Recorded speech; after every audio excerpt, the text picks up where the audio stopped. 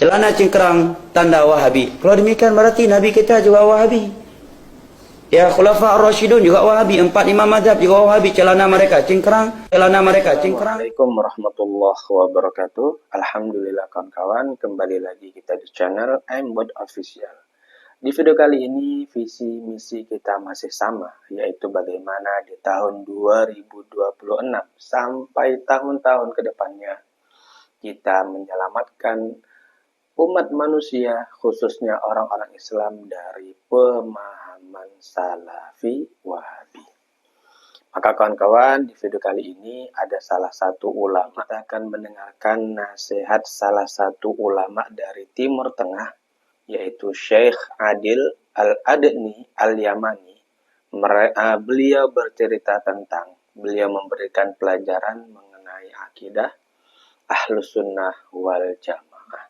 Yang mana menurut kami video ini sangat cocok sekali untuk kita simak. Sehingga kita mempunyai wawasan yang luas. Kita mempunyai pemikiran-pemikiran yang lebih dalam lagi mengenai akidah Ahlus Sunnah wal Jamaah. Maka kawan-kawan, video ini mungkin terbilang agak panjang. Tetapi kami yakin dengan kita menyimak video ini, kita akan mempunyai pemahaman-pemahaman akidah Ahlus Sunnah wal Jamaah dan kita terbentengi dari pemahaman Salafi Wahabi. Maka tidak perlu lagi berlama-lama di depan, langsung saja kita simak video ini sampai akhir. تلاميذي وأحد الأقرب المقربين إليه. Kemudian sudah lama belajar di Wahabi. Suatu hari saya coba hubungi Al-Habib Abu Bakar Al-Masyhur. Kemudian belajar dengan beliau sehingga banyak yang dipelajari dengan beliau dan termasuk orang yang dekat dengan beliau. Sehingga saya banyak mendapat ilmu dan pencerahan dari beliau. وكان يقول لي دائما لا بد أن تنشر هذه التجربة، لا بد أن يعرف الناس هذه التجربة. لماذا أنت كنت وهابيا ثم صرت من أهل السنة؟ لماذا تحولت من الفكر الوهابي إلى طريقة أهل السنة والجماعة؟ Maka kemudian Sayyidul Habib pesan, pengalamanmu dulu Wahabi, sekarang pindah kepada Ahlus Sunnah, mesti dikasih tahu semua orang. Inspirasi ini kok bisa-bisanya taubat yang katanya Ahlus Sunnah, tapi ditinggalkan kemudian kembali kepada Ahlus Sunnah sesungguhnya. Gimana ceritanya pulang dari Ahlus Sunnah KW kepada Ahlus Sunnah yang asli? Ini mesti tahu orang banyak.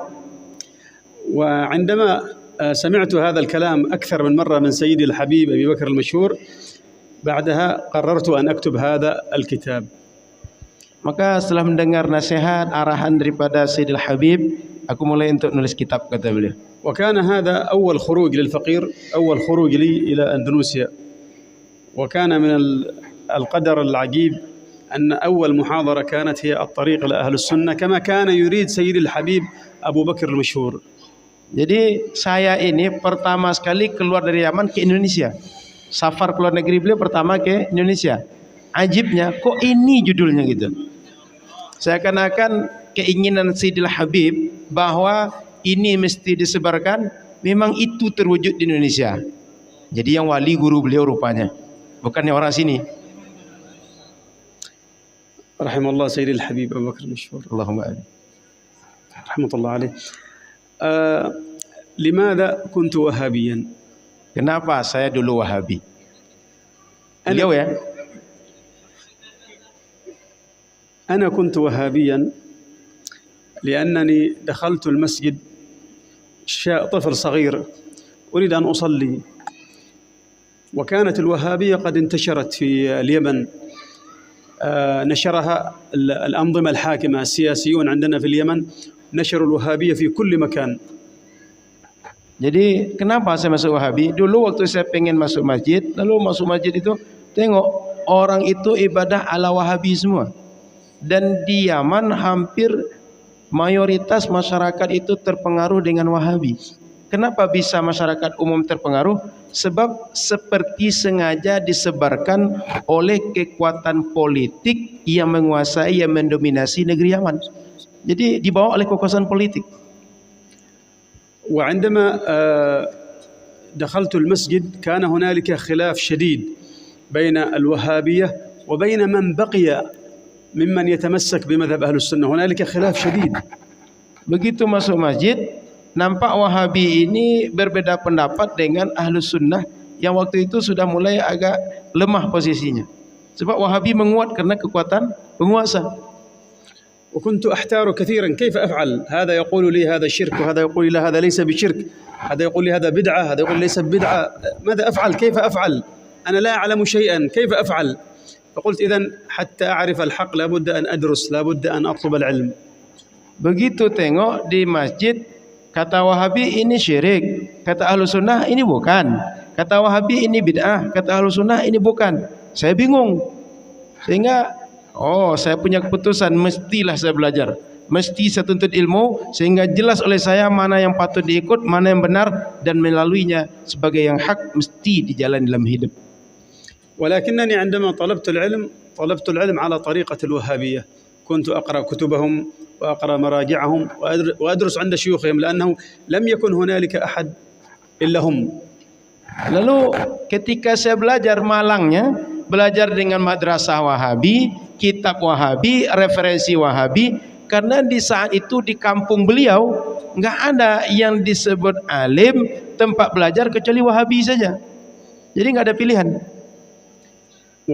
ولكنني عندما كنت أقرأ كتب العلماء، عندما كنت أقرأ كتب الفقه، كتب التفسير، كنت أجد هنالك خلاف بين ما يقوله لنا شيوخنا من الوهابية وبين ما أقرأه في كتب العلماء، هنالك خلاف كبير، فرق كبير. Tapi sambil belajar saya rajin baca buku juga, kitab fikih, kitab tafsir, kitab hadis dan lain-lain. Cuma kok beda terus. Yang Wahabi lain, yang kitab ulama lain lagi. فكنت أسأل شيوخ يقول أنتم تقولون لنا إن هذا شرك مثلا، والعالم الفلاني هنالك علماء يقول ليس بشرك، فيقول إن هذا العالم كان ضعيف العقيدة، أو أنه تأثر بالصوفية أو تأثر بالأشعرية، وكأن هذا العالم عبارة عن طفل صغير. Lalu saya protes, Syekh, ini di buku lain, kata antum lain. Apa kata Syekh itu? Ini orang ini ilmunya kecil. Ini ilmunya mereka ini terpengaruh dengan sufi, terpengaruh dengan asy'ariyah. Seakan-akan para ulama besar itu macam anak kecil aja.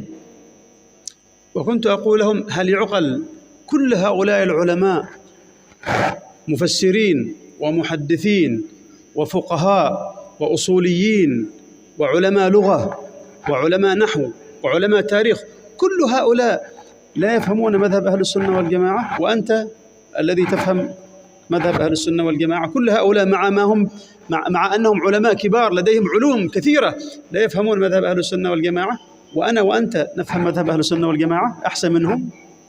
Kata beliau, ini ulama ahli tafsir, ahli hadis, ahli fikih, ahli nahwu, ahli saraf, ahli berbagai ilmu. Mereka tak paham Ahlus Sunnah wal Jamaah, padahal ulama besar. Sementara saya dan Anda paham Ahlus Sunnah wal Jamaah. Kok bisa? لابد أن هنالك خطأ، لابد أن هنالك أمر ليس بصحيح. نحن لدينا أمر ليس صحيحا، لابد أن ننظر ما هو هذا الشيء الذي هو ليس بصحيح. هنالك مشكلة. Ini nggak beres, kata beliau. Ini pasti ada masalah. Nggak mungkin ini salah, ini benar.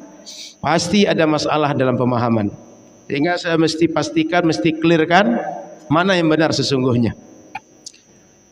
وكنت دائما في نزاع مع شيوخ الوهابية، دائما أدخل في نزاع أو في نقاش، فكانوا يقولون أنت نخشى عليك من الضلال، نخشى عليك أن تضل.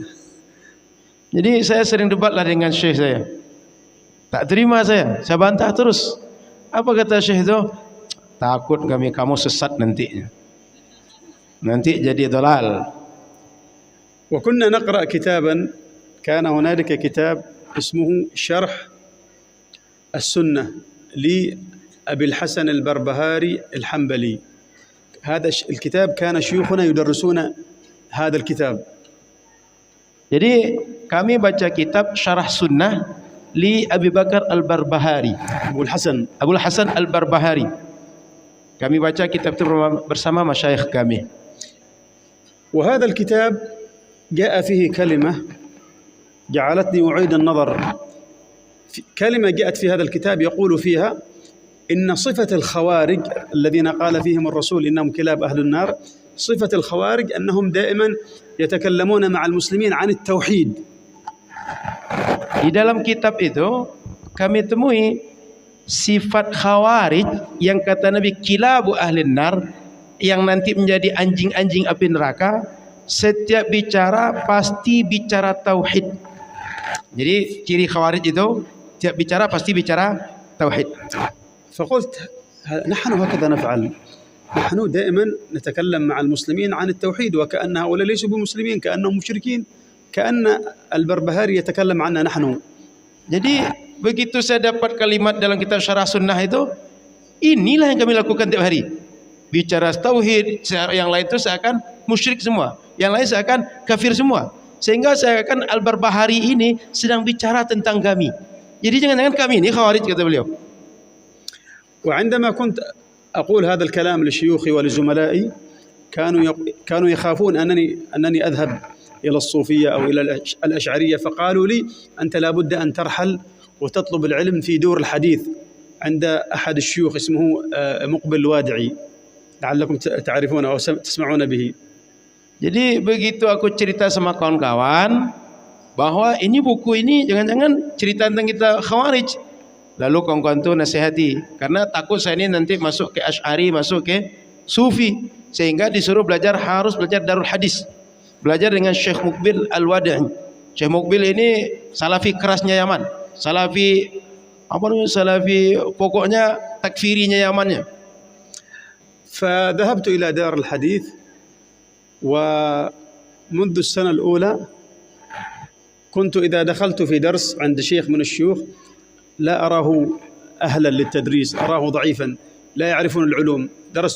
دخلت أدرس الفقه عند أحد الشيوخ فرأيته ضعيفا فتركته، والنحو هكذا. ذهبت إلى درس عند أحد الشيوخ فرأيته ضعيفا وتركته، وهكذا كلما دخلت في درس عند شيخ من الشيوخ رأيته ضعيفا تركت الدرس. Maka datanglah Darul Hadis. Tapi setiap belajar dengan syekh, belajar fikih, kok syekh ini kayaknya enggak pantas ngajar fikih gitu. قررت أن أدرس أنا الطلاب، لأنني رأيت الذين يدرسون لا يفهمون شيئا، فقلت أنا إذن سوف أدرس كما يدرسونهم. Maka saya pun ini guru enggak paham apa-apa bisa ngajar. Saya pun mikir mending saya ngajar pada dia ngajar. Maka saya ngajar juga. وفعلا ابتدأت أدرس، فاجتمع كثير من الطلاب لدي، وكنت أدرسهم النحو والحديث وأصول الفقه وعلوم العقائد على الطريقة الوهابية. Maka mulai saya ngajar, ada nahwu, ada fikih, ada hadis dan ada akidah dengan metode Wahabi. ولكنني عندما كنت كان يجتمع لدي طلاب كثيرون خصوصا في دروس العقيدة. Maka banyak santri yang datang terutama dalam pelajaran akidah. ولكنني عندما كنت أدرسهم العقائد كنت أشعر أنني أدرسهم التقسيم، والتقسيم هو بدعة تقول إن الخالق يتصف بصفات تشبه صفات المخلوقين. Jadi begitu ngajar tauhid, aku merasa ini akidah yang aku ajarkan akidah tajsim. Akidah yang menyatakan Allah punya fisik, punya jisim, punya bentuk materi. Sehingga ketika mengajarkan itu, aku mengajarkan pada semua santri itu Allah punya sifat-sifat kebendaan. وبعدها تركت تدريس العقائد، امتنعت عن تدريس العقائد تماما، وأصبحت أدرس مصطلح الحديث والنحو وأصول الفقه. Jadi karena saya merasa ini enggak cocok dengan tauhid yang sebenarnya, saya tidak lagi ngajar tauhid, tinggal usul fikih, tinggal hadis, mustalah hadis dan nahwu. واستمريت في خلاف شديد أيضا مع شيوخي ومع زملائي في مسائل العقائد، كنت دائما أختلف معهم. وبعد فترة قلت إذا أنا لابد أن أرحل إلى مكان آخر أحسن من هذا المكان، فذهبت إلى السعودية. Lalu ketika ngajar, ini kok beda terus, kok kita debat terus dengan para syekh-syekh yang sudah ngajar, nggak nyaman dengan kondisi itu. Saya pikir mending saya cari tempat yang baru, tempat yang lebih aman, nyaman dibanding tempat ini. Maka saya berangkat ke Saudi. وعندما ذهبت إلى السعودية تكررت نفس المشكلة. كنت أدخل دائما في نقاش مع شيوخي ولم أكن أقتنع بكلامهم. وفي الحقيقة أنني لم أجد بين الوهابية عالما محققا عارفا بالعلوم على الإطلاق. Lalu sampai di Saudi, masalahnya sama. Debat lagi dengan guru-guru, debat lagi dengan syekh. Sehingga tak pernah puas dengan pernyataan mereka, dengan ilmu mereka, dengan sikap mereka. Dan kalau pengamatan beliau katanya, sebenarnya Wahabi itu enggak ada satupun alim yang ilmunya betul-betul mutahakkik, yang ilmunya itu betul mendalam, kuat, yang memang mengakar ilmunya. Jadi mereka itu tampaknya alim, tapi tak alim sesungguhnya.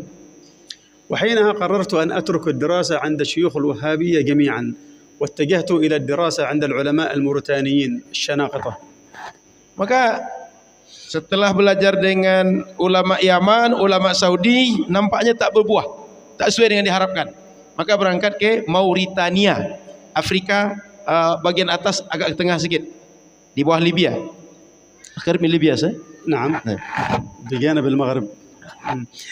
وكان أحد الشيوخ الذين أدرس عليهم هو سيدي الشيخ عبد الله بن أسلم بن فتى.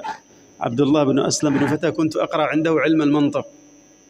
Di antara guru beliau belajar Syekh Abdullah bin Aslam ibn Fattah dan belajar mantik. فجئت إليه يوما ما ووجدت كتاب على السرير اسمه حاشية الدسوقي على شرح أم البراهين في العقيدة الأشعرية. Lalu satu hari ketika aku datang, nampak buku Hasyiah Ad-Dasuki ala Ummil Barahin, kitab akidah dalam mazhab Asy'ari, mazhab kita. Di pesantren kita banyak belajar kitab itu. فقلت الشيخ هذا أشعري. الشيخ هذا أشعري. Lalu aku mikir, ini syekh ini Asy'ari berarti ini. فجاء الشيخ كان في البيت ثم جاء الشيخ فقلت له هل أنت أشعري؟ Lalu begitu syekh datang, aku tanya, Syekh, apakah tuan Syekh Asy'ari? قال لي نعم أنا أشعري. Ya, saya Asy'ari. فسكت أنا. قال لي ما رأيك أنت بالأشعرية؟ يسألني الشيخ ما رأيك أنت بالأشعرية؟ فقلت له أنا ليس لي رأي. فقال لي بلى أنت لديك رأي. Jadi begitu ditanya, Syekh, antum Asy'ari? Iya. Saya terdiam. Lalu dia tanya, apa pendapat anda tentang Asy'ari? Saya bilang saya tak ada pendapat. Oh, kalau gitu ente mesti belajar tentang Asy'ari.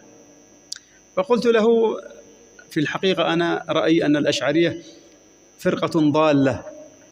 Sebenarnya dalam pemikiran beliau waktu itu, Asy'ari itu kelompok dhalah, sesat. فقال لي لماذا هم فرقة ضالة؟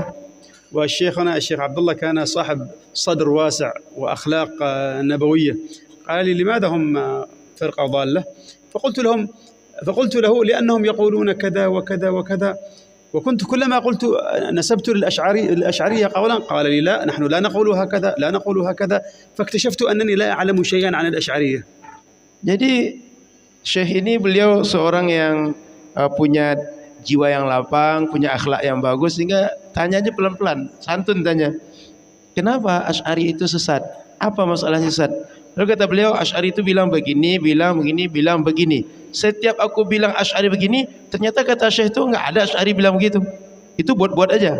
Oh, kata beliau, ternyata saya enggak tahu Asy'ari sedikit pun. Selama ini cuma hanya termakan doktrin saja. Padahal Asy'ari enggak begitu. حينها طلبت من الشيخ أن يدرسني كتابا اسمه إضاءة الدجنة في اعتقاد أهل السنة. Maka aku minta Syekh untuk mengajarkan kitab Ida'atud Dujnah fi Aqidati al-Asy'ariyah. إضاءة الدجنة في اعتقاد أهل السنة. في اعتقاد أهل السنة. نعم، وأهل السنة طبعا هم الأشاعرة، لأن جميع علماء المسلمين أصلا أشاعرة، لا يوجد في العلماء وهابي أصلا. Maka Ahlu Sunnah itu ulama Asy'ariyah. Tidak ada Wahabi itu yang ulama Ahlu Sunnah.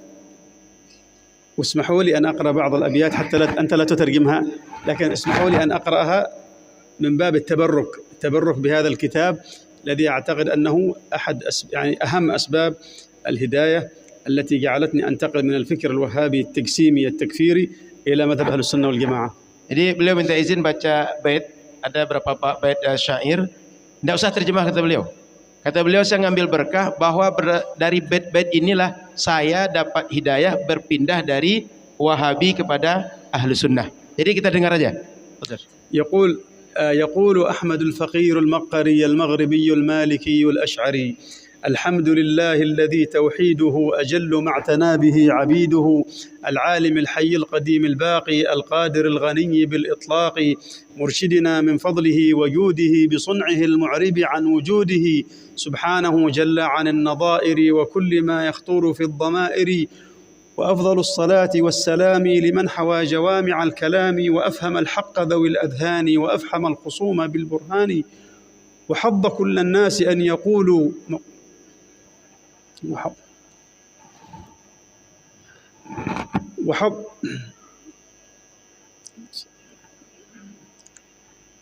وحض كل الناس أن يقولوا شهادة تزكو بها العقول، فمن أجاب نال خيرا جد له ومن أبى أذله وجد له، صلى عليه الله ما الحق اعتلى مع آله وصحبه ومن تلا، وبعد فالعلوم ذات كثرة وبعضها له مزيد الأثرة، ونوعت إلى اعتقاد وعمل، والأول الكلام مستدني الأمل، وكل علم للمزية اكتسب، فالفضل من معلومه له انتسب، وعلم أصل الدين مشهور الشرف، وخيره المنثور ما له طرف، وكيف لا وهو مفيد للورى علما بمن أنشأهم وصورا، وحكمه على البرايا انحتما، وبالنجاة فاز من له انتمى،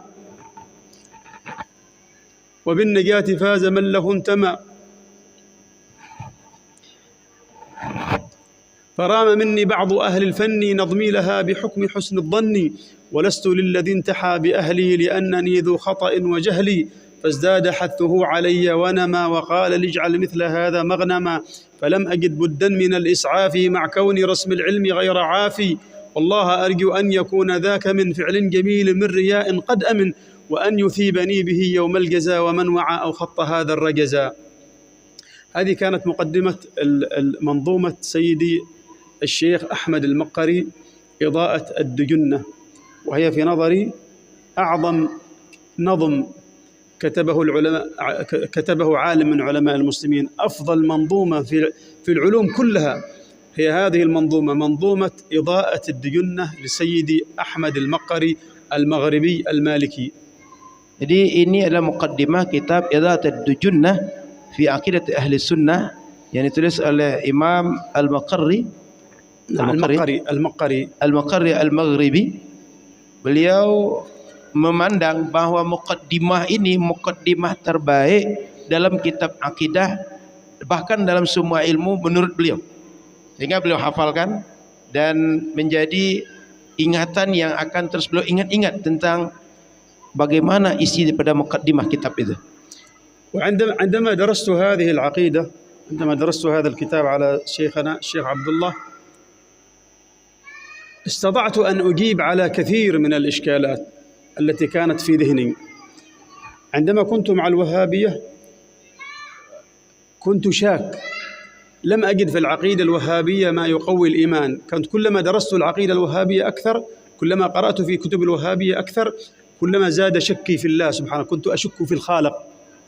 Jadi ketika aku belajar dengan kitab ini membuat aku tambah yakin. Karena selama ini setiap belajar pemikiran Wahabiyah itu tambah ragu, bahkan meragukan tentang Al-Khaliq Allah Subhanahu wa taala. Tapi kitab ini seakan menjawab selama ini apa yang menjadi kebingunganku tentang akidah. Maka kitab ini menurut beliau menghilangkan berbagai keraguan, sementara akidah Wahabiyah hanya membuat ragu tentang Allah. ولكنني عندما درست هذا الكتاب شعرت أنني امتلكت سلاحا قويا أستطيع به أن أصرع كل ملحد في هذه الدنيا. Dan saya ketika belajar kitab ini seakan merasa punya senjata yang hebat untuk membantah semua orang yang ateis, orang yang tak mengaku Tuhan. تعلمت من هذا الكتاب كيف أثبت أن هذا العالم حادث، وكيف أن لهذا العالم خلق هذا العالم من العدم، وأصبحت أعرف الأدلة العقلية اليقينية التي تدل على ذلك. Ketika aku belajar kitab ini, aku mendapatkan argumentasi bahwa alam inilah makhluk, dia ciptaan, dan bagaimana bahwa alam ini mesti ada penciptanya. Sehingga dengan belajar akidah tadi, dengan cara metode kitab ini, aku mendapati argumentasi yang kuat, yang paten, yang definitif tentang bagaimana Al-Khaliq dan penciptaan Al-Khaliq. كما تعلمت من العقيدة الأشعرية كيف أصرع أي يهودي أو نصراني، كيف أرد على اليهودية وكيف أرد على النصرانية. Dan ketika belajar akidah Asy'ariyah ini, saya juga mendapati bahwa saya bisa untuk menjawab, untuk membantah keyakinan Yahudi dan Nasrani yang sesat juga. لكنني عندما كنت أدرس علم العقيدة عند الوهابية، وكنت أنا شيخ علم العقيدة، كنت لا أستطيع أن أناظر نصرانيا ولو كان جاهلا بدينه. Aku ketika masih Wahabi, pada waktu itu seorang syekh, seorang pengajar di Wahabi, itu meskipun membantah seorang Nasrani yang bodoh tentang agama dia saja, itu nggak sanggup. Jadi pengalaman gitu. Begitu belajar akidah Asy'ari, itu merasa jangankan orang biasa, syekhnya pun bisa aku bantah. وقد حصل أنه ذات مرة وأنا كنت أدرس في دار الحديث التابع للوهابية، كنت أنا أستاذ علم العقيدة، ذهبت إلى المستشفى فوجدت دكتورة روسية نصرانية.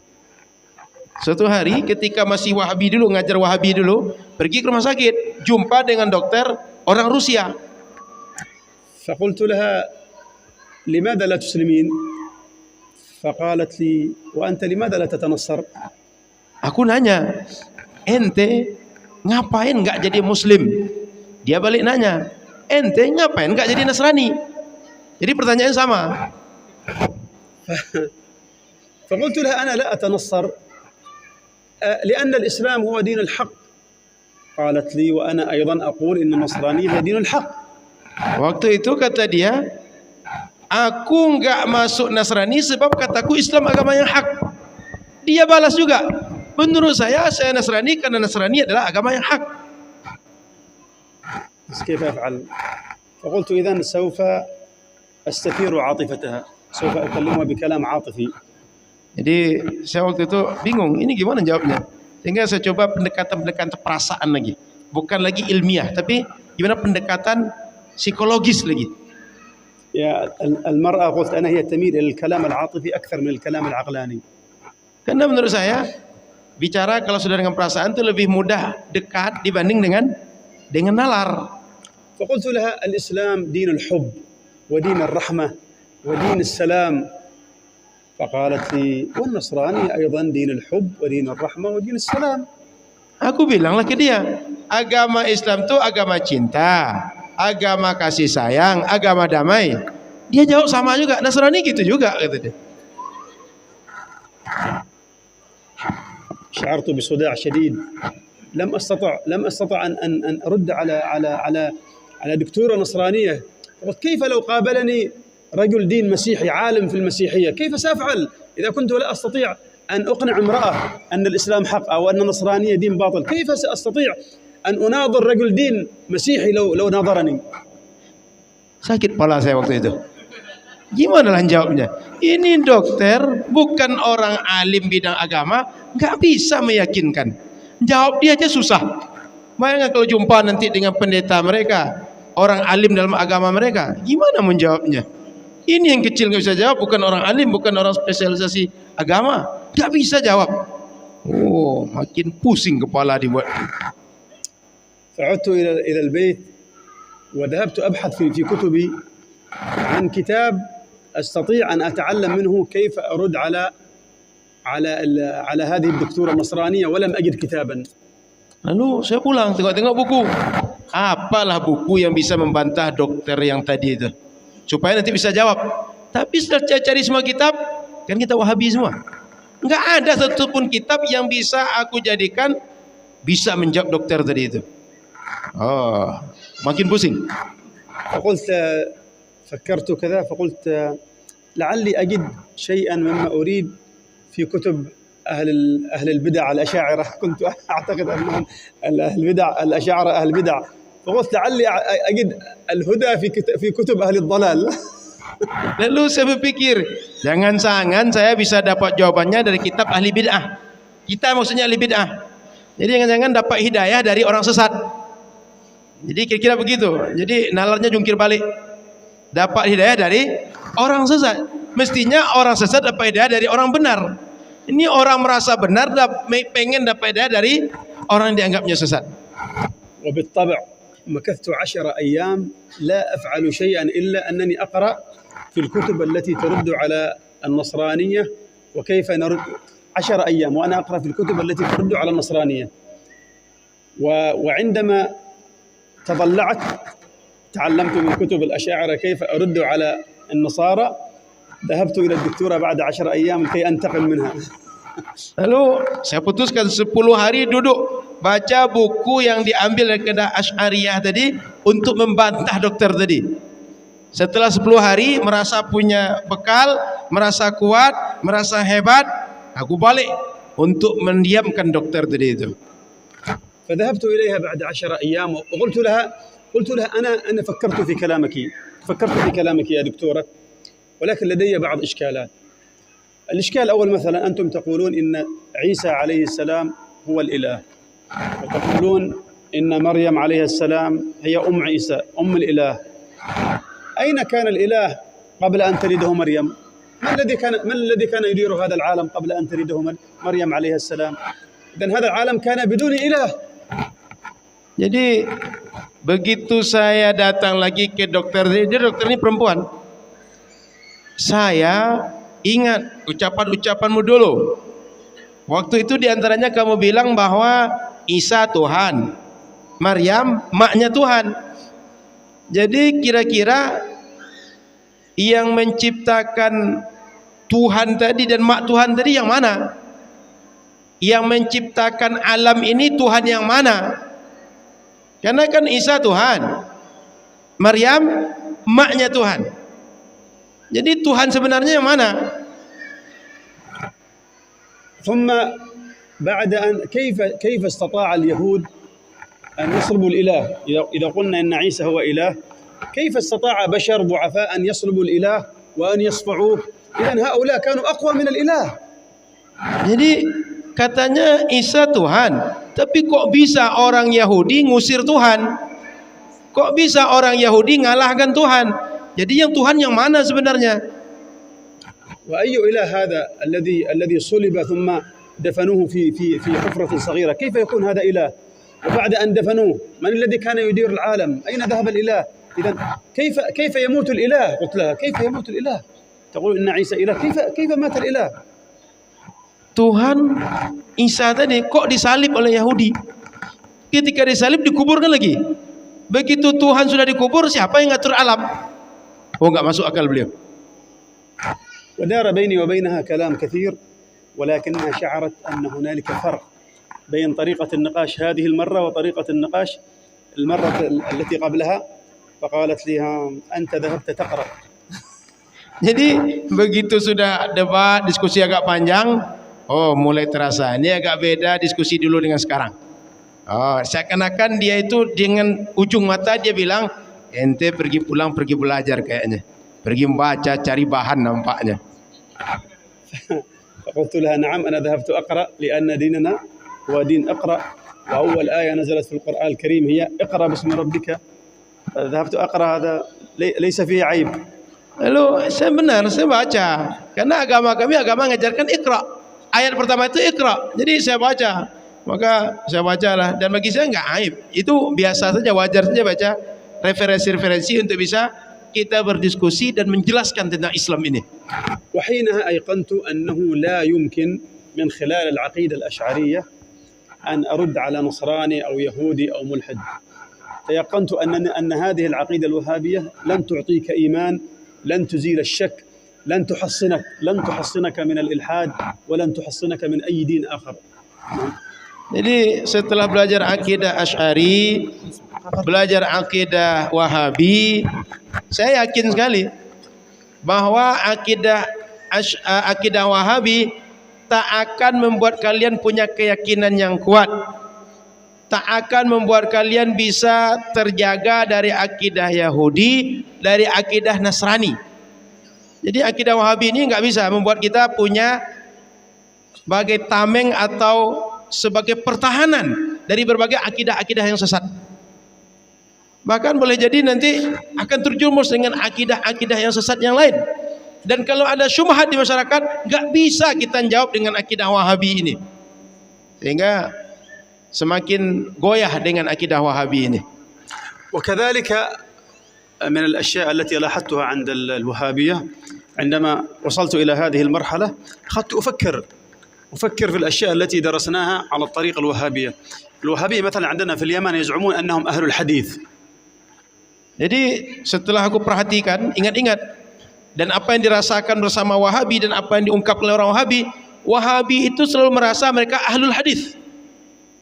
ولكنني عندما كنت أدرس علم الحديث كنت عملت مقارنة بين طريقة المحدثين المتقدمين وبين طريقتنا نحن ووجدت أن هنالك فرق كبير.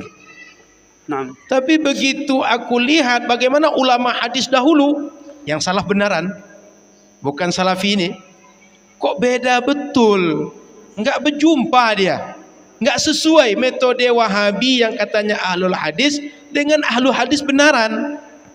ووجدت أن شيوخنا من الوهابية لديهم كثير من الأخطاء في علم الحديث ومن الأقوال الشاذة في علم الحديث. Jadi aku temukan syekh-syekh itu yang Wahabi tadi banyak sekali salahnya dalam ilmu hadis dan banyak sekali berbagai hal yang menyimpang dalam hadis. هذا فيما يتعلق بعلم الحديث. وأما في علم الفقه أيضا فوجدت أن الفرق أكبر بكثير. Ini ilmu hadis, ilmu fikih dan ilmu yang lain pun beda antara ulama yang sesungguhnya dengan mereka. فمثلا نحن في الفقه كنا ندرس كتابا اسمه الدراري المضية للشوكاني، أحد علماء اليمن اسمه الشوكاني. الدراري المضية نعم. Jadi contoh dalam Wahabi kita belajar kitab Ad-Dararil Mudhiyah Imam Syaukani. والشوكاني هذا كان أحد العلماء لكنه كان خارج عن المذاهب الأربعة، كان لديه كثير من الأقوال الشاذة، كان يخرج عن المذاهب الأربعة. Syaukani ini imam yang dia punya pandangan, punya pendapat beda dengan ulama 4 mazhab. وعندما رأيت العلماء الآخرين وجدتهم كلهم متمذهبون أو كلهم متمذهبين، كلهم على المذاهب، واحد حنفي واحد شافعي واحد مالكي واحد حنبلي، لا يوجد أحد مثلنا نحن ولا يوجد أحد مثل الشوكاني. نحن نزعم أننا نأخذ الفقه من الكتاب ومن السنة، بينما العلماء الآخرون كلهم كانوا متمذهبين. Jadi begitu aku belajar, coba lihat tentang karya Syaukani, ini kok para ulama apapun bidangnya bermazhab semua. Mazhab Hanafi, mazhab Syafi'i, mazhab Maliki. Kami enggak bermazhab. Enggak ada kami bermazhab. Kami ngambil Quran sunnah aja langsung. Jadi enggak ada kami mazhab Syafi'i, mazhab Hanafi, enggak. Kami langsung Quran dan sunnah mazhab kami.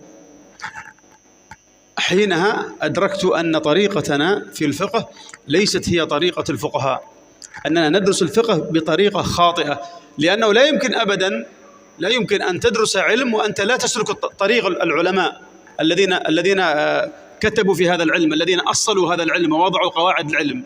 Jadi begitu melihat para ulama bermazhab, kami tidak bermazhab. Di situ aku sadar, berarti kami ini bukan faqih sebenarnya. Sebab para ulama yang sesungguhnya para fuqaha, dia belajar dengan metode bermazhab. Mestinya kalau ingin seperti mereka, jalani cara seperti mereka. Kami tidak, berarti jalur kami salah. وعندما أدركت هذه الحقيقة قلت إذن أنا لابد أن أدرس العلم، أن أدرس الفقه بطريقة أخرى، ليس بالطريقة هذه التي يدرس بها الوهابيون. لابد أن أدرسه على المذهب الذي المنتشر في هذه البلاد وهو المذهب الشافعي. Jadi begitu mikir dengan keadaan seperti itu, saya pikir mesti saya belajar dengan mazhab yang mayoritas tersebar di negeri ini waktu itu, kata beliau. Itu mazhab Imam Syafi'i. Di Yaman mazhab Imam Syafi'i. ولكنني بطبيعة الحال لم أجد أحدا من العلماء أدرس عنده الفقه، لأننا لم نكن نعرف إلا شيوخ الوهابية. شيوخ الوهابية لا يعرفون الفقه على الطريقة الشافعية. Tapi begitu mau belajar enggak kejumpa syekh yang dia mengajarkan fikih mazhab Syafi'i, Karena syekh yang ada di kampung itu Wahabi semua. فقررت أن أبحث عن كتاب في الفقه على مذهب الإمام الشافعي، فوقعت بالصدفة على شرح التنبيه. كتاب شرح التنبيه هو كتاب التنبيه لأبي إسحاق الشيرازي، وهنالك شرح للسيوطي، فوقعت على شرح السيوطي لكتاب التنبيه، فاشتريت هذا الكتاب واعتكفت عليه أدرسه بمفردي بدون شيخ. Lalu karena tidak ada syekh, saya cari buku, dapatlah syarah tanbih yang dikarang oleh Imam As-Suyuti. Berapa lama saya baca sendiri aja, karena tidak ada syekh. Jadi bukan At-Tanbih Imam Syirazi, tapi At-Tanbih Imam Suyuti. نعم. هنالك كثير من الأشياء لم أفهمها بشكل جيد بطبيعة الحال، لأن علم الفقه لابد أن تأخذه عن شيخ. Begitu baca sendiri, rupanya banyak nggak paham. Karena belajar fikih mesti ngambil syekh. Jadi tambahan dari saya, belajar tanpa guru itu nggak akan sampai-sampai. Kenapa? Nggak tahu. Coba cari sendiri, nggak akan dapat. فقررت أن أبحث عن شيخ أدرس عنده الفقه الشافعي، فسألت عن شيخ كبير عندنا في اليمن، دلوني على شيخ كبير من علماء اليمن فرحلت إليه. Lalu saya coba cari, tanya-tanya siapa syekh guru yang dianggap sebagai rujukan lah, syekh besar di Yaman tentang fikih Syafi'i. Lalu dikasih tahu tentang Syekh Yaman dan aku pergi ke beliau. وهو في الحقيقة فقيه كبير ولكنني وجدته وهابيا.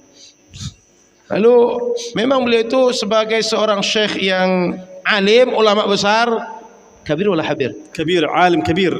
Dan beliau memang ulama besar. هو كان من أهل السنة ثم تأثر بالوهابية وصار هو فقيه شافعي، ولكن صار يميل إلى الوهابية.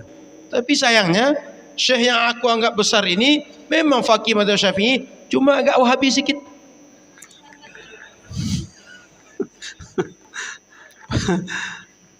ولكنني عندما درست الفقه الشافعي أدركت مدى الخطورة والضلال في الفكر الوهابي.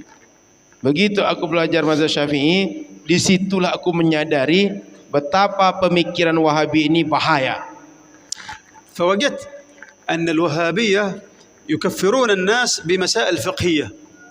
Aku temui dalam belajar fikih, dengan masalah-masalah fikih orang Wahabi menghukumi orang lain kafir. Padahal ini amaliyah bukan akidah. يعني مثلا نحن أو الوهابي كلم أشرك وصار كافرا. Dulu ketika Wahabi kami meyakini kalau ada orang beristighatsah dengan Nabi Muhammad sallallahu alaihi wasallam, dia syirik, dia kafir.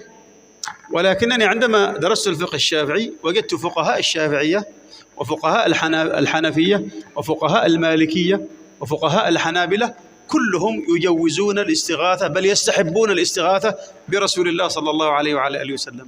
Begitu belajar fikih Syafi'i, Hanafi, Maliki, Hambali, 4 mazhab membolehkan istighatsah dengan Nabi, bahkan mengatakan yastahibbun, menganggap sunnah melakukan istighatsah dengan Nabi.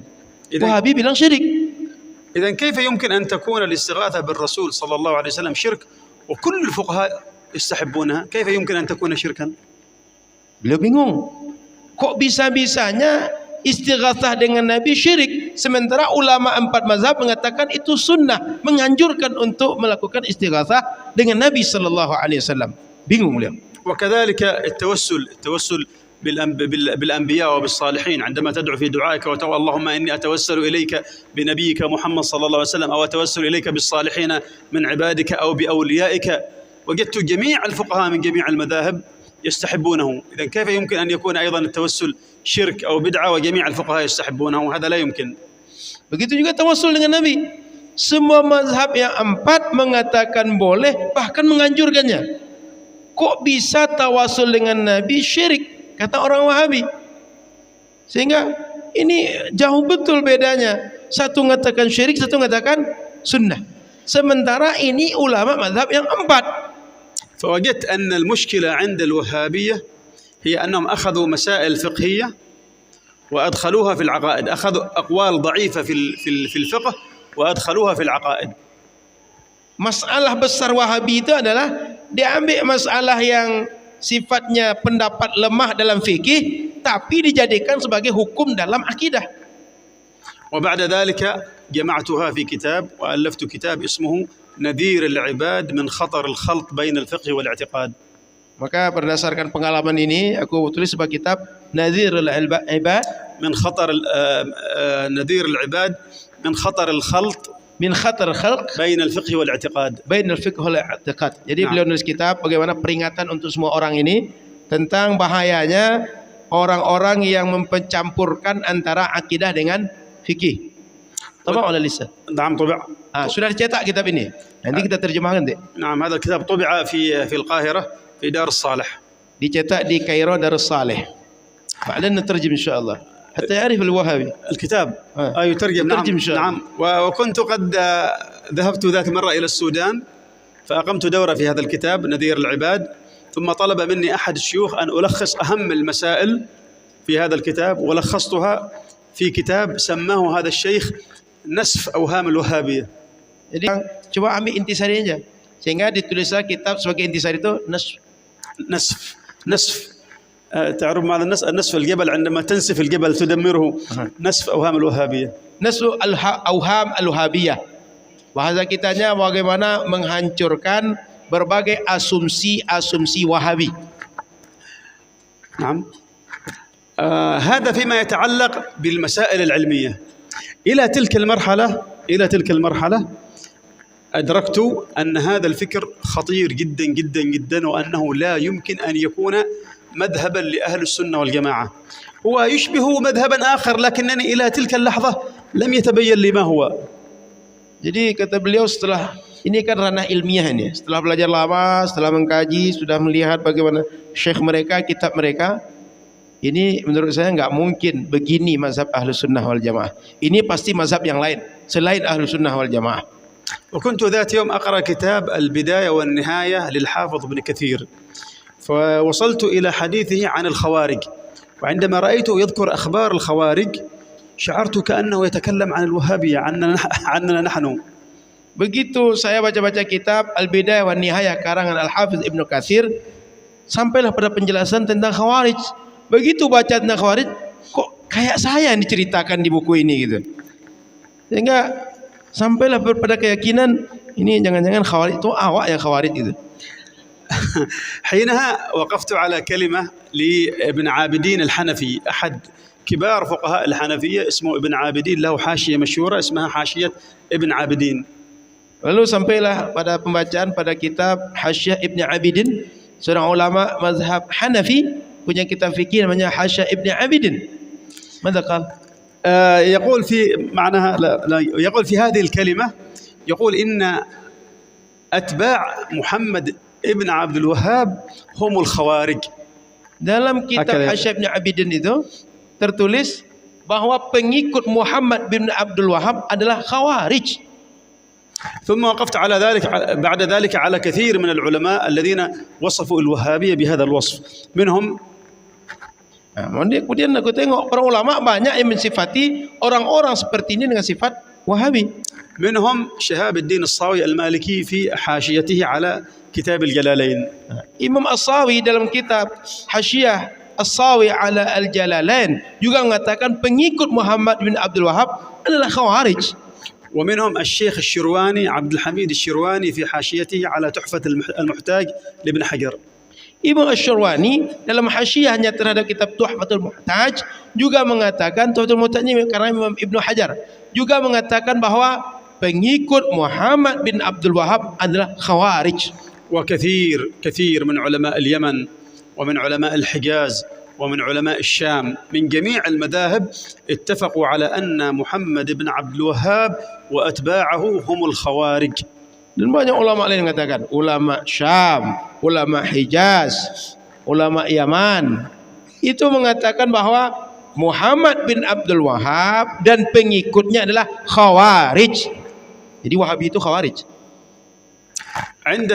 عندها تركت الوهابية واعتزلت عنهم تماما، ولكنني لم أتصل بالصوفية ولا بالأشاعرة، فقط اعتكفت في بيتي، وكنت أظن أن الصوفية عبارة عن طائفة مليئة بالجهل والخرافات والبدع في تلك مع أنني تركت الفكر الوهابي، إلا أنه ما زلت أعتقد أن الصوفية هؤلاء عندهم كثير من الأخطاء وأنهم جهلة ليسوا بعلماء.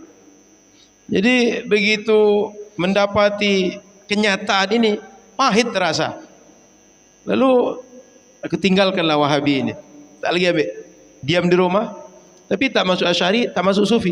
Kenapa? Dalam pikiranku Sufi itu banyak khurafat, banyak syirik, banyak masalahnya, sehingga tak memutuskan untuk masuk itu. Diamnya di rumah lu. Pokoknya tenangkan pikiran dulu. Selama ini dah teracuni oleh Wahabi. Netralkan racun itu dulu. وفي ذات يوم أنا سألت نفسي قلت لنفسي أنت لماذا أنت تعتقد أن الصوفية هكذا؟ لماذا؟ سألت نفسي ما هي أخطاء الصوفية التي تعرفها أنت حتى إلى الآن ما زلت تعتقد أنهم على ضلال.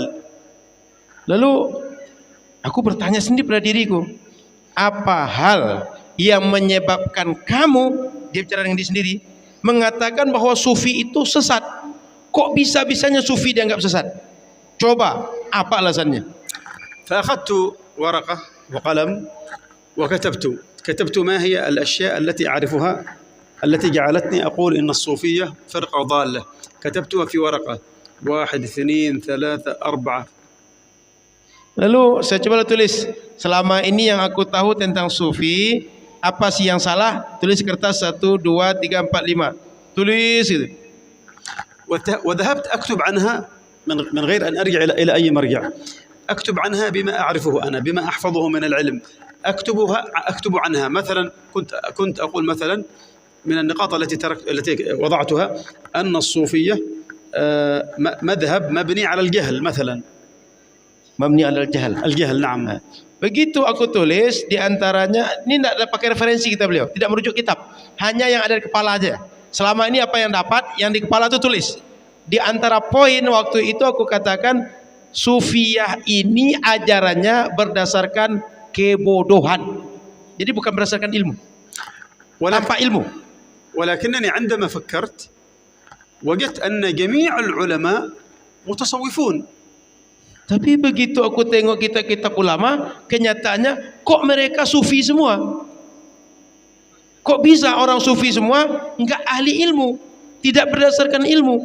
Sementara mereka alim besar semua. كيف يكون الصوفية جهلة وكل العلماء متصوفين؟ كيف هذا؟ Kok bisa Sufi itu orang bodoh dan ulama semuanya bertasawuf? فقلت مثلا إحدى النقاط التي كتبتها قلت الصوفية لا يعرفون علم الحديث. ذهبت أفكر في هذا الموضوع، هل فعلا الصوفية لا يعرفون علم الحديث؟ Sempat aku bilang Sufi ini enggak tahu ilmu hadis. Lalu aku bertanya lagi, apakah betul Sufi enggak tahu ilmu hadis? Enggak ada Sufi yang ahli hadis. فنظرت في كتب الرجال كتب الحديث ووجدت علماء الحديث وجدت كثيرا من حفاظ الحديث طلبوا العلم وأخذوا الحديث عن شيوخ صوفية. Lalu aku tengok buku-buku biografi para ulama hadis, terutama para periwayat hadis. Tengok mereka ni alim besar, belajarnya hadis kepada ulama-ulama yang mereka Sufi semua. ووجدت أيضا في كتب تراجم الرجال أن علماء الجرح والتعديل متفقون على مدح الصوفية وعلى أن كلمة صوفي كلمة تعديل ومدح وليست كلمة ذم. Begitu tengok buku-buku biografi para ulama, para periwayat hadis, para ulama rijal, ini didapati dalam kitab-kitab mereka bila sudah tulis Sufiyah, ini kalimat ta'dil, kalimat pujian, kalimat yang menggaransi orang ini riwayatnya diterima, bukan kalimat celaan seperti yang dilakukan oleh Wahabi. Jadi mereka menyimpangkan, memutarbalikkan fakta. فوجدت أن جميع العلماء كل العلماء من كل المذاهب متفقون على الثناء على الصوفية وعلى تعديل الصوفية وعلى مدح الصوفية إلا نحن يعني الوهابية. Jadi begitu dapati kita ulama, kok semuanya ulama sepakat tentang para ulama Sufi, semua mereka adalah adil, bisa diterima riwayatnya. Kami yang bilang tidak. Hanya kami yang mengatakan mereka tidak bisa menjadi ulama ta'dil, tak bisa validasi riwayat mereka untuk diamalkan sebagai ulama hadis. حينها وضعت كتابا اسمه الصوفية بمعايير العلم وشواهد التاريخ. Maka aku tulislah dalam kitab Sufiyah بمعايير العلم, pada Sufiyah dalam timbangan بمعايير العلم وشواهد التاريخ. dalam timbangan-timbangan ilmu dan saksi dan bukti-bukti sejarah tentang sufi. Jadi beliau nulis kitab lagi tentang bagaimana sufi dalam bentangan sejarah. نعم وطبع هذا الكتاب في مصر. Nah, ini juga sudah dicetak di Mesir. إلى تلك اللحظة حتى عندما كتبت هذا الكتاب لم أتصل بأحد، لم يكن لدي شيخ صوفي، لم أخذ التصوف عن أحد من شيوخ الصوفية. Begitu nulis kitab itu saya belum punya guru syekh yang sufi satu pun. Baru berdasarkan bacaan sufi ini begini. وفي ذات يوم كنت في عدن، دخلت مكتبة من المكتبات فوجدت كتابا لسيد الحبيب أبي بكر المشهور رحمه الله اسمه المرصد النبوي.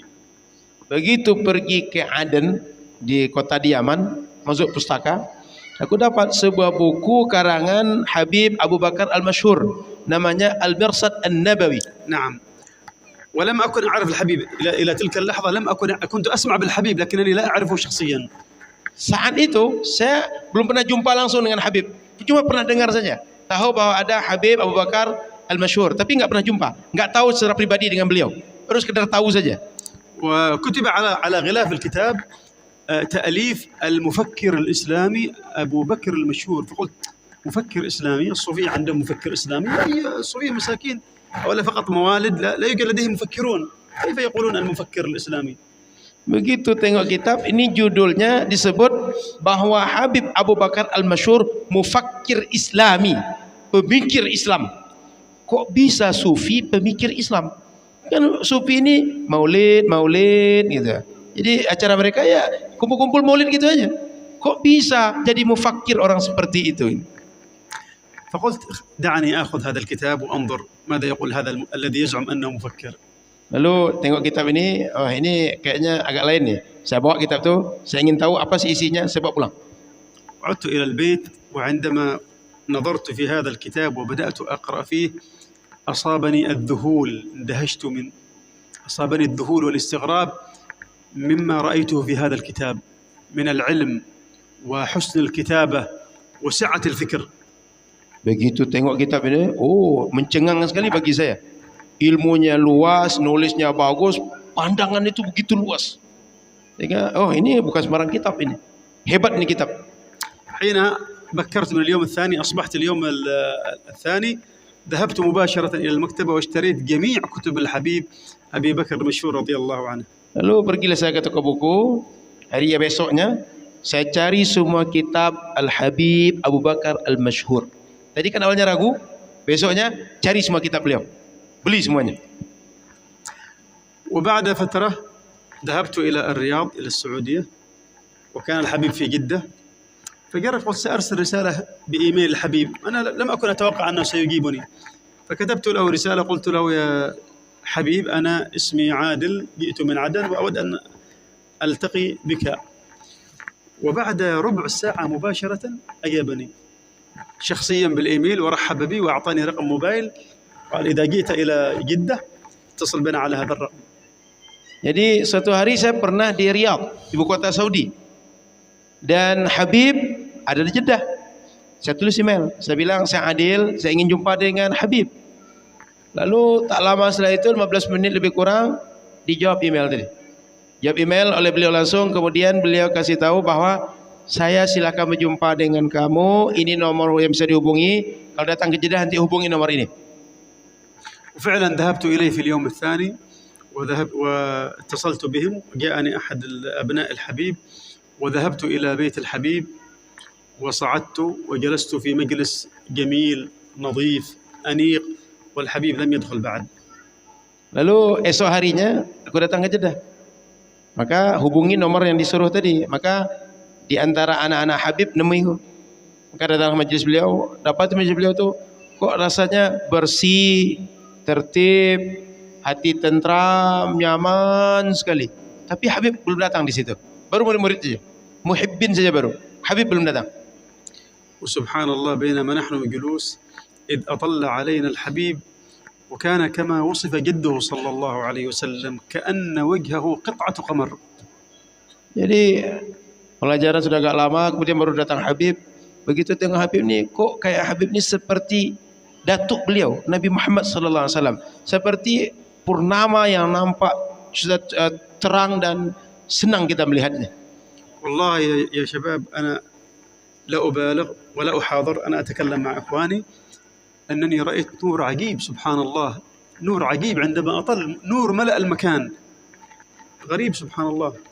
Saya ini bukan sekedar berlebihan, bukan ingin bermaksud merekayasa keadaan. Begitu Habib datang itu nampak oleh beliau cahaya itu seakan memenuhi ruangan saat Habib itu datang di majlis.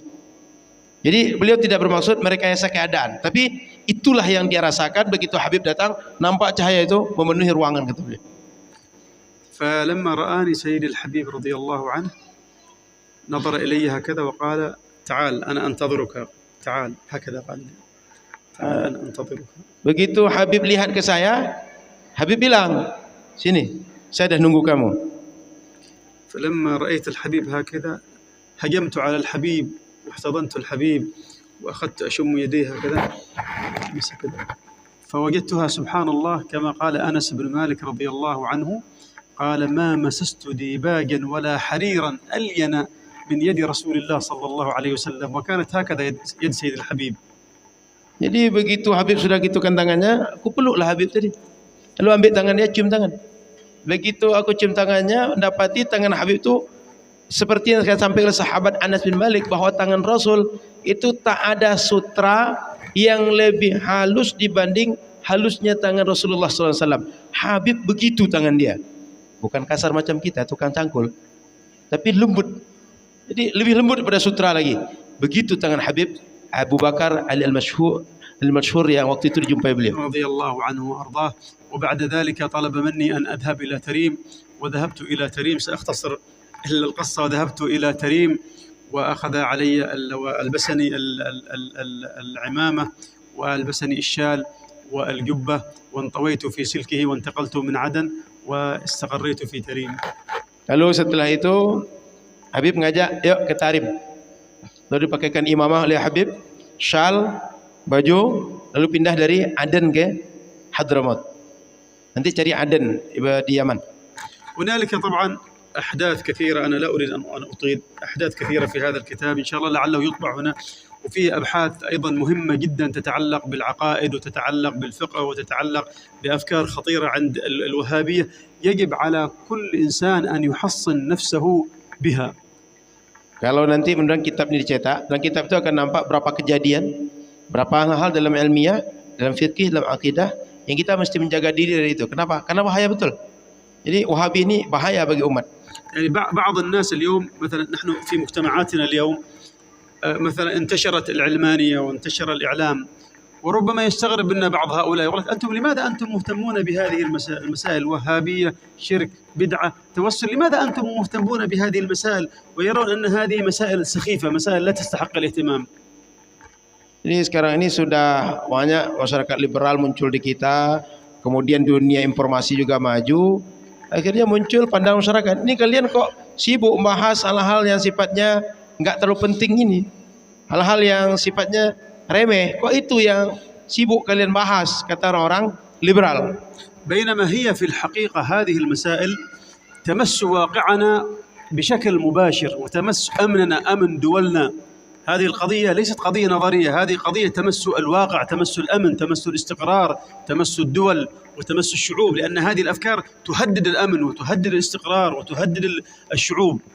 Sebenarnya masalah pemikiran Wahabi ini bukan sekadar masalah ilmiahnya, bukan masalah debat ilmiah saja, tapi sebenarnya dia adalah masalah terkait dengan keamanan kita, masalah terkait tentang eksistensi kita, masalah terkait politik kita, negara kita.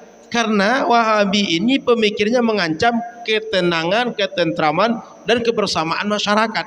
Sehingga masyarakat terancam dengan keberadaan Wahabi ini. Rusak masyarakat gara-gara itu. اليوم العالم مثلا أكبر مشكلة شغلت العالم وشغلت الإعلام وشغلت النظام العالمي كله ما هي؟ مشكلة الإرهاب، صح؟ Hari ini kalau kita tengok masalah yang menyibukkan dunia perjurnalistikan itu adalah masalah terorisme hari ini.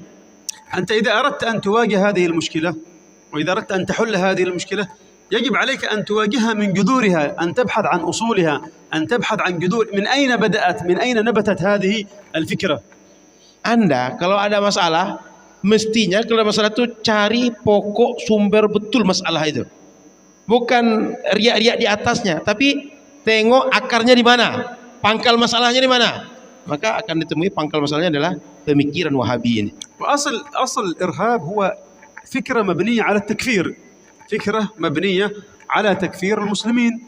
الآن ما الذي يجعل شاب في عمر 20 سنة مثلا ينخرط بيننا الآن هنا، يجلس هنا ويفجر نفسه بيننا؟ لماذا؟ لأنه يعتقد أننا كفار، أننا مشركون، ويعتقد أنه موحد وأنه إذا فجر نفسه ومات سوف يذهب إلى الجنة ونذهب نحن إلى النار. Jadi pemikiran terorisme itu asalnya, pokok pertamanya adalah takfir, menganggap orang lain kafir. Yang ahli tauhid kita saja.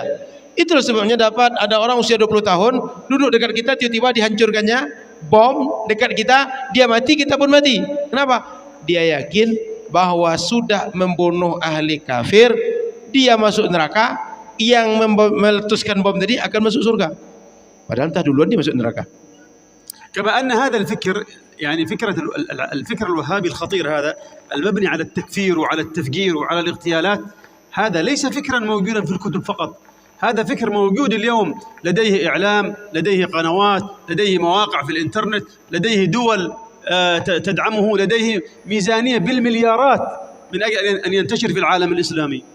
Perlu diketahui, pemikiran Wahabi yang bahaya dari takfir itu bukan sekedar di kitab. Mereka punya TV, punya berbagai media, bahkan punya negara, atau didukung oleh negara dengan uang miliaran rupiah. Jadi memang ada uangnya. النظام العالمي الذي تحركه الأصابع الخفية الماسونية هو الذي فرض هذا الفكر، هو الذي نشر هذا الفكر في العالم كله. Jadi kalau kita cari-cari betul, sebenarnya ada orang-orang bergerak yang dia ingin mengacaukan dunia dengan cara sengaja menyebarkan Wahabi. Itu Masuniyah itu.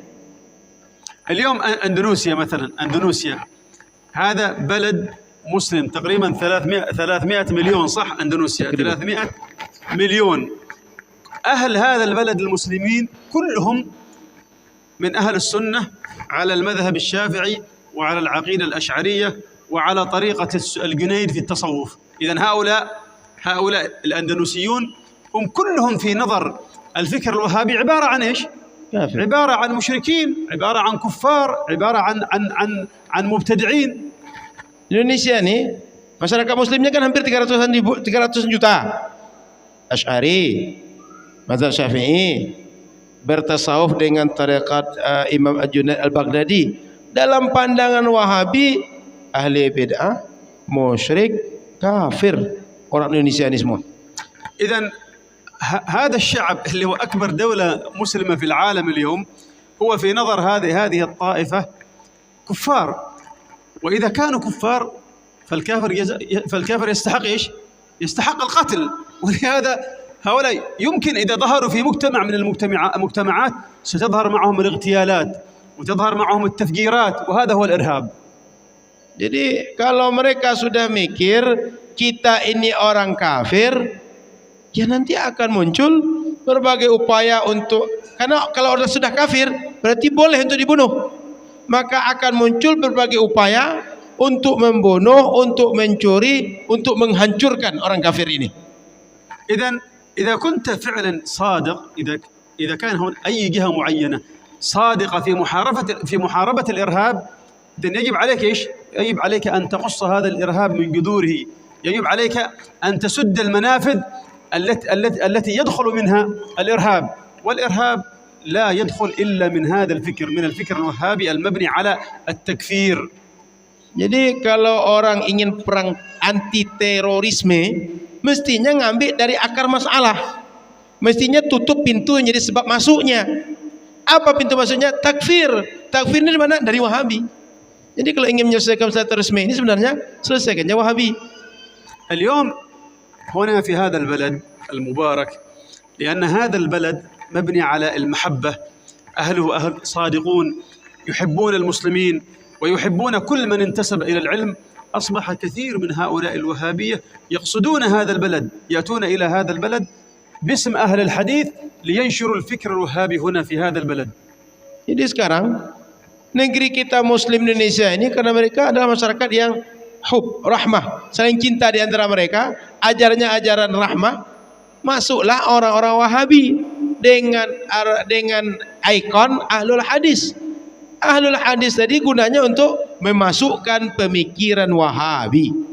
ولذلك إذا لم ننتبه وإذا لم يستيقظ أهل هذا البلد سوف ينتشر هؤلاء بشكل أكثر، وسوف يحصل، نسأل الله ألا يحصل ذلك. إذا استمر هؤلاء سيظهر معهم ما يفسد الأمن والأمان في هذا البلد المبارك. Kalau orang Indonesia ini enggak sadar, enggak ngeh dengan keadaan seperti ini, tengoknya ini akan berlanjut terus. Mereka akan tersebar lebih luas. Nanti akan terancam ketenangan, keamanan, kedamaian di negeri ini. وسوف ينتشر مع ذلك، سوف تنتشر كثير من الأفكار الخطيرة التي تهدد أصل الإيمان، لأن مذهب هؤلاء في الحقيقة مبني على الإلحاد. الفكر الوهابي في الحقيقة مبني على الإلحاد، ولذلك إذا ظهر الفكر الوهابي في بلد ما سوف يظهر بعده الإلحاد مباشرة. Jadi kalau orang sudah membuka pintu Wahabi kemudian menyebar luas, maka siap-siap saja setelah itu akan muncul pemikiran ateis. Kenapa? Karena pemikiran ateis Wahabi ini sebenarnya adalah pemikiran yang dasarnya ilhad, ateisme. Maka kalau sudah muncul Wahabi, setelah itu akan banyak orang-orang yang ateis di negeri itu. هل تعلمون من هو أشهر ملحد عربي في القرن الماضي؟ Ingatkah kalian siapa ateis yang paling terkenal di abad lalu di Arab? لم يكن صوفيا ولم يكن أشعريا بل ولم يكن حتى شيعيا. Bukan orang Asy'ari, bukan Sufi, bahkan bukan Syiah, بل كان وهابيا، tapi dari Wahabi. وهو عبد الله القصيمي. Abdullah Al-Qasimi. نعم، هو عبد الله القصيمي. هذا الرجل كان أعلم الوهابية في زمنه. Abdullah Al-Qasimi seorang paling alim di Wahabi di zaman dia, tapi jadi ateis. وأرسله الوهابيون إلى مصر كي يفسد الأزهر الشريف، كي يفسد علماء الأزهر، وذهب إلى مصر وهنالك ألف كثير من الكتب التي يرد فيها على أهل السنة والجماعة.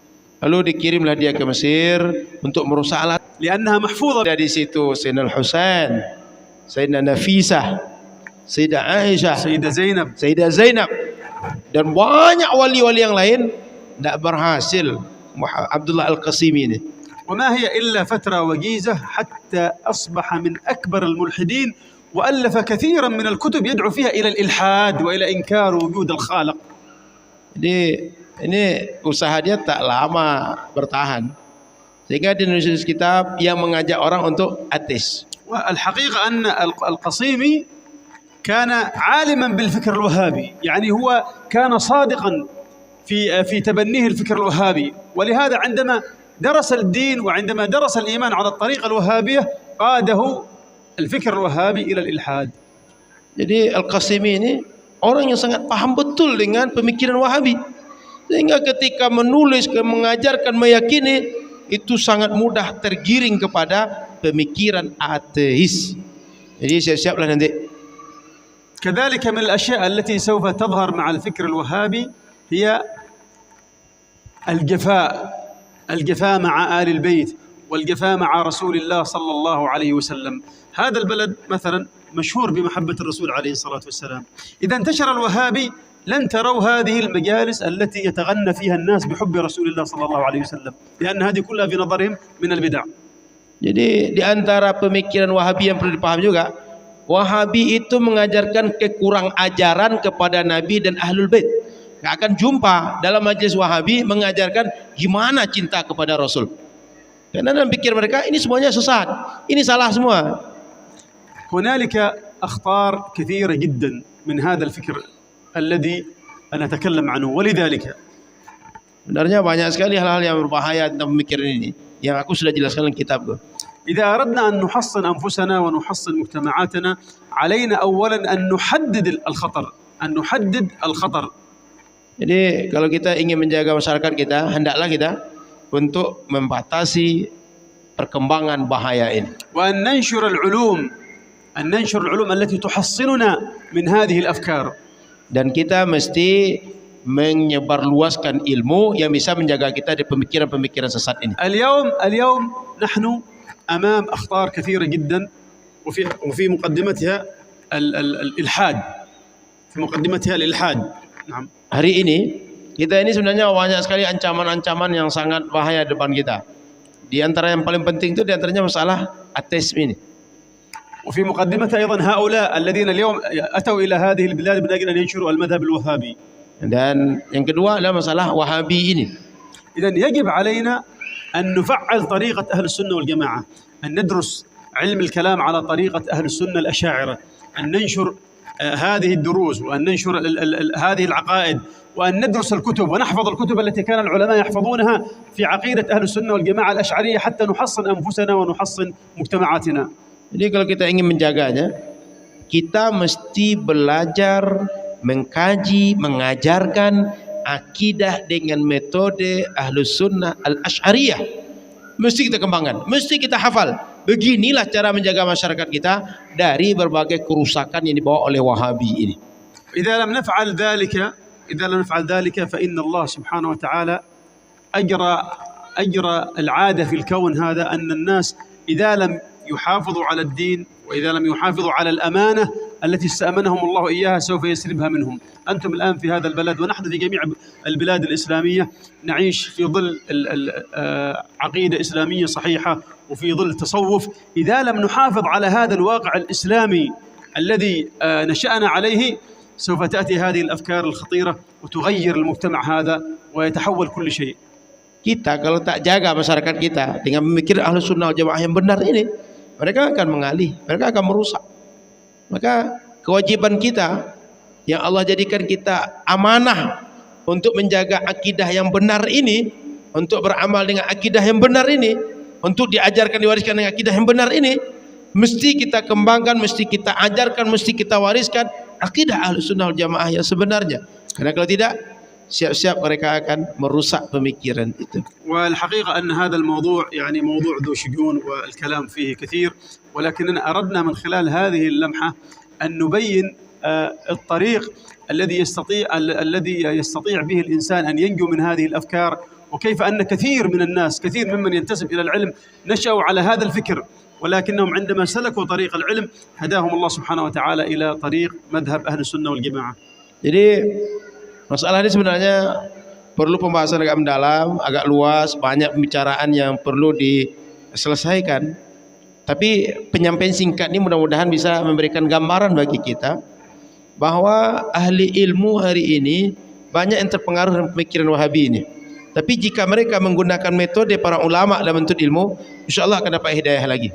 Tapi kalau meninggalkan metode ulama, ini akan terbawa oleng oleh pemikiran Wahabi. ونرجو أن يكون فيما يعني قد ذكرناه الفائدة وإضاءة يعني في هذا الطريق، وأن يكون مفيدا لكم. وأعتقد أن الوقت قد طال علينا ونقف إلى هنا إن شاء الله. وإذا كان هنالك استفسار أو سؤال لمدة وجيزة ممكن مدة 5 دقائق من أجل توضيح أي شيء ممكن، وإلا يعني نترك الأمر لكم وتختمون. Baik. Jadi karena waktu juga sudah agak malam, saya kira cukup dulu kata beliau. Mudah-mudahan yang sedikit ini bisa manfaat, faedah bagi kita mendengarkan terkait wacana yang kita angkat malam hari ini. Sehingga kalau ada yang bertanya, silakan bertanya, nanti beliau akan jawab sebisanya untuk menjawab pertanyaan. Tak bisa bahasa Indonesia aja, nanti saya terjemahkan. Ada yang mau tanya? نسأل الله سبحانه وتعالى أن يوفقنا وإياكم لما يحبه ويرضاه. نختم المحاضرة ثم إذا في سؤال يعني نعم. نسأل الله سبحانه وتعالى أن يوفقنا وإياكم لما يحب ويرضاه، نجعل هذا المجالس مجلسا لوجهه سبحانه وتعالى ولطاعته، ونجعل مجالسا دائما معمورة بذكره وشكره. صلى الله على نبينا محمد وعلى آله وصحبه وسلم. Baik, alhamdulillah Kalau ada pertanyaan silakan bertanya, nanti akan beliau jawab. Ada bertanya, ibu-ibu? Bapak-bapak, silakan kalau ada pertanyaan. Fadhil. Silakan.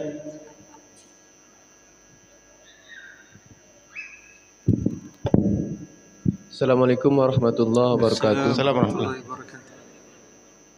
Bella, saya ingin bertanya, kan kebetulan Syekh ini berasal dari Yaman, dan ketika dari awal tadi beliau bilang bahwasanya Wahabi itu di Yaman banyak ketika itu. Nah, kita yang orang Indonesia ini kan para pecinta Habib lah, habaib, kan melihat Yaman itu Ahlussunnah. Jadi kita terkejut ada Wahabi di Yaman. Jadi kita pengen tahu di daerah mana saja para Wahabi di Yaman dan Ahlussunnah di Yaman. Karena yang kita tahu Tarim itu Ahlussunnah, kota para wali. Daerah mana saja yang para Wahabi di Yaman dan daerah mana saja Ahlussunnah di Yaman. Assalamualaikum warahmatullahi wabarakatuh. Assalamualaikum. هو يسأل سيدنا الشيخ من اليمن وقلت بأن انتشر فكرة الوهابية في اليمن، ولكن نحن نعرف أن اليمن أرض الأولياء. الحبائب جاءوا من اليمن إلى إندونيسيا. أين المواقع التي فيها انتشر الوهابية، وأين المواقع التي انتشر فيها أهل السنة في اليمن، وهكذا حتى لا يتحير. أنا لا أريد أن أسمي بلد، لكن هنالك بلد عربي ذهب إليه أحد الناس وقال أنا وجدت هذه البلد كلها صالحين. ففرح أحد سمعه شخص عندنا من اليمن، فذهب إلى هذه البلد فوجد الناس في الشوارع النساء متبرجات وهكذا، ثم عاد إلى اليمن فقال هذه البلد أهلها كلهم فاسدون. لأن الأول ذهب وجد أمامه ناس صالحين فاعتقد أن البلد هذه كلها صالحون، والثاني وجد أمامه ناس فاسدين فاعتقد أن هذه البلد كلها فاسدون، والحقيقة أن كل بلد يوجد فيه الصالحون ويوجد فيه الفاسدون. هذا أولا. Jadi kita itu kan sudah biasa, begitu ada orang nengok satu kampung, waktu itu orang baik semua, di jalan, di pasar, mana nampak orang baik semua. Ketika pulang sebelum kita, orang negeri itu baik semua. Datang lagi, ini kok buka baju semua, kok akhlaknya nggak bagus. Lalu kita simpulkan, oh negeri nggak bagus. Ini pemikiran pertama, bahwa di mana-mana negeri, nggak sebut negeri ya, apapun kampungnya, itu sudah biasa ada orang baik, ada orang tak baiknya. Pemikiran pertama. قبل 44 سنة ظهر في الحرمين الشريفين فتنة اسمها فتنة جهيمان. هذا رجل احتل الحرم المكي بقوة السلاح، وكان في جماعته شخص يمني اسمه مقبل الوادعي. Sekitar 44 tahun yang lalu itu pernah Al-Haramain Syarifain dikuasai oleh Juhaiman. Di antara alim yang ada dalam itu adalah Muqbil Al-Wada'i. Referensinya orang Wahabi di Yaman tadi yang boleh sebut tadi itu, yang disuruh Darul Hadis belajar itu, yang menguasai atau berusaha untuk menundukkan Makkah Madinah itu adalah Juhaiman. Di antara alim di situ siapa? Muqbil Al-Wada'i, rujukan orang Wahabi. وبعد هذه الحادثة أخرجته الحكومة السعودية، أخرجته وعاد إلى اليمن. وعندما عاد إلى اليمن كون هنالك مركز كبير جدا، وقامت المؤسسات الوهابية الجمعيات الخيرية بدعمه بمئات الملايين.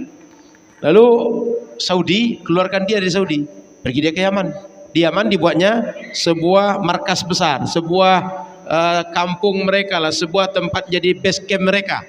Dan lembaga-lembaga sosial Wahabi itu mensupport dengan dana miliaran rupiah. Banyak. ومن هذا الرجل انتشر الفكر الوهابي في اليمن، وكان بين كل فترة أخرى يقيم معهدا أو مركز في محافظة من المحافظات، إلى أن انتشر الفكر الوهابي في جميع اليمن. Dari orang inilah dan lembaga yang dia buat inilah berkembang berbagai madrasah, berbagai lembaga yang berpikiran Wahabi. Juhaiman ini. حتى في حضرموت وفي تريم دخل هذا الفكر موجود إلى الآن، اليوم موجود في حضرموت وموجود في تريم، ولهم مراكز ولهم مؤسسات. والدولة إلى الآن، الدولة لأنها لها علاقة بالوهابية إلى الآن تقدم لهم الدعم المادي والمالي وكل شيء. Bahkan di Tarim Hadramaut pun ada madrasah, ada lembaga, ada yayasan yang dibuat oleh mereka dan selalu disupport dananya oleh Wahabi ini. Tarim Hadramaut. والناس تأثروا بهم إلى حد كبير. أخبرني الشيخ محمد كريم يقول إنه عندما كان في عدن كان الناس يقولون إيش يقولون صوفي صح. Jadi orang terpengaruh sekali dengan yayasan ini, sehingga ketika Syekh Karim ini di Aden waktu itu, oh ini sufi. Seakan sufi itu tercela, seakan sufi itu sebuah image yang negatif. لأن الفكر الوهابي موجود، يعني الوهابية في اليمن وفي غير اليمن سيطروا على الإعلام. أصبح الناس هم سيطروا على القنوات الفضائية، وسيطروا على الجرائد، وسيطروا حتى على الراديو، هذا محطات الراديو سيطروا عليها. فأصبحوا الآن يمكن أغلب الناس عندنا أصبحوا يعتقدون أن الصوفية مشركين بسبب انتشار الفكر الوهابي في وسائل الإعلام. Jadi kalau kita tengok kenyataan sekarang, media itu dikuasai oleh Wahabi. TV, koran, bahkan radio, itu banyak mereka menguasai. Seakan-akan dunia ini isinya Wahabi aja. Informasi seakan Wahabi aja isinya. Dan sufi itu seakan-akan adalah diragukan. Iya atau tidak sufi ini. Kenapa? Pengaruh pemikiran Wahabi yang menguasai media. اليوم يعني بسبب انتشار الفكر الوهابي في اليمن أصبح هؤلاء الوهابية الذين في اليمن يصدرون الفكر الوهابي إلى دول أخرى ومن ضمنها أندونيسيا. اليوم هنا في أندونيسيا في أناس من اليمن ينشرون الفكر الوهابي. Maka Wahabi kemudian mulai mengembangkan sayapnya, dikirimlah pemikiran Wahabi ke berbagai negara, termasuk di sini. Sehingga yang menyebarkan Wahabi Indonesia ini ternyata Wahabi Yaman. Jadi dia itu kecil, tapi riaknya besar. Dia sedikit, tapi hebohnya. Dia sedikit, uangnya banyak. Kita ini miskin, mukhlis. Sudahlah miskin, ikhlas lagi. Jadi Wahabi, sudahlah dia tak beres, uangnya banyak lagi. Jadi mudah untuk mempengaruhi pemikiran itu. Maka kita yang masih sadar ini, tambah sadarlah sedikit lagi. Dan terus berjuang, jangan dibiarkan. Karena kalau dibiarkan, siap-siap anak keturunan kita besok dialih ke pemikiran Wahabi. Sehingga sesatlah besok, kata dia, dulu datuk aku belajar di An-Nur, sesat semua. Dulu datuk aku belajar Baitul Habib, sesat semua. Dulu datuk aku belajar Nurul Azhar, sesat semua. Dulu datuk aku belajar di Sunan Mustafa, sesat semua. Nah, sebelum datang itu, siap-siap dan bekali anak keturunan kita, generasi kita, masjid, madrasah, lembaga kita dengan Ahlus Sunnah wal Jamaah. Naktafi? Kita kira cukup ya. InsyaAllah besok masih ada. Kita tunggu jam 8.30 InsyaAllah di Masjid Al-Falah. Kalau semuanya pandai bahasa Arab, daurah pakai bahasa Arab. Kalau tak pandai bahasa Arab sebagian, atau Pak salah kita terjemah. Ustaz Karim siap-siap Ustaz. Jadi insyaAllah kita lanjut lagi daurah. Nanti ada di Baitul Habib. InsyaAllah dalam sepekan ini akan kita buat berapa tempat, akan kita share terus informasinya. Ikuti saja di media-media yang kita punya di Pekanbaru, insyaallah. Fatayat ada soal? Yang akhwat ada pertanyaan? An-nisa la yasaluna. Mungkin ya khajalna. Mungkin tak ada pertanyaan untuk akhwat ya? Atau ada pertanyaan? Fadhal. Pakai bahasa Arab langsung juga boleh. Mungkin kadang. Mungkin besok ada pertanyaan. Baik, kita cukupkan insyaallah. Kita sampai jumpa lagi dalam pertemuan berikutnya. Jazakumullah khair, barakallahu fikum. Mohon maaf salah dan kurang. Mudah-mudahan banyak manfaat. Assalamualaikum warahmatullahi wabarakatuh. Alhamdulillah kawan-kawan, itulah tadi beberapa pelajaran yang sangat penting sekali yang telah disampaikan oleh Syekh Adil Al-Adani Al-Yamani, yang ditarjim atau mutarjimnya disampaikan oleh Ustadz Al-Naf, yang mana beliau juga ini termasuk salah satu ulama yang gencar sekali memberantas Wahabi Salafi, khususnya yang ada di Riau. Terima kasih bagi kawan-kawan yang sudah menonton video ini. Semoga video ini bermanfaat bagi diri kita, keluarga kita, dan umat seluruh alam. Akhir kata, wabillahi taufiq wal hidayah. Assalamualaikum warahmatullahi wabarakatuh.